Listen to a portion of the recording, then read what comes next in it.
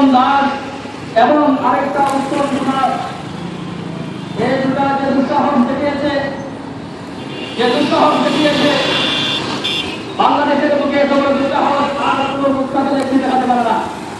মৌলবাদের জন্মগ্রহণ করে মৌলবাদের বসবাস করে মন ব্যক্তি এমন কথা বলেছে, আল্লাহ পাক রব্বুল আলামিন এই প্রশাসনের দায়িত্বে সরকার ব্যক্তিদের মাধ্যমে তাকে হেফাজতে নিয়ে গেছেন, তাদের থানা সন্তানকে নিরাপত্তা দিয়েছে।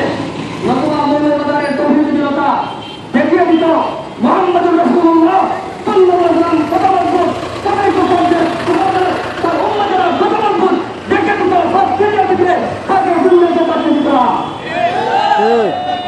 তৌহিদীয়তা আমরা হয়তো হয়েছি রাস্তায় আসছে, প্রথম দিন আসে নাই, দ্বিতীয় দিন আসে নাই, এভাবে দিনের পর দিন গেছে, তখন আমরা রাস্তায় আসছে যখন তার শেষ না দেখে আমরা রাস্তা থেকে উত্তরাই ইনশাআল্লাহ আমাদের রহমান সত্য সংসদ কর্তৃক আয়োজিত আজকের এই মানববন্ধনে যে ব্যক্তি, যে সত্তা, যে দল যেভাবে আমাদেরকে সহযোগিতা করেছেন তাদের প্রত্যেককে আমি ব্যক্তিগত আমার রহমান সত্তরের পক্ষ থেকে অসংখ্য ধন্যবাদ জানাই।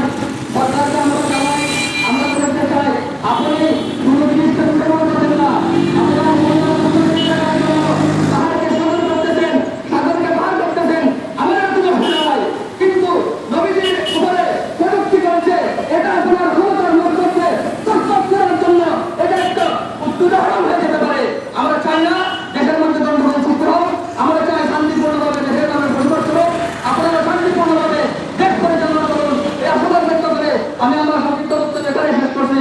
নাসরুল্লাহ প্রথম পারি অবাসিল মুমিনিন সাল্লাল্লাহু আলাইহি সাইয়্যিদিনা মাওলানা মুহাম্মদ ওয়া আলা আলিহি ওয়া আসহাবিহি ওয়া সাল্লাম। আস্তাগফিরুল্লাহ ইন্নাল্লাহা গফুরুর রহিম। আলহামদুলিল্লাহিল্লাযী হাদানা লিহাযা ওয়া মা কুন্না লিনাহতাদিয়া লাওলা আন হাদানাল্লাহ। লাকাদ জাআকুম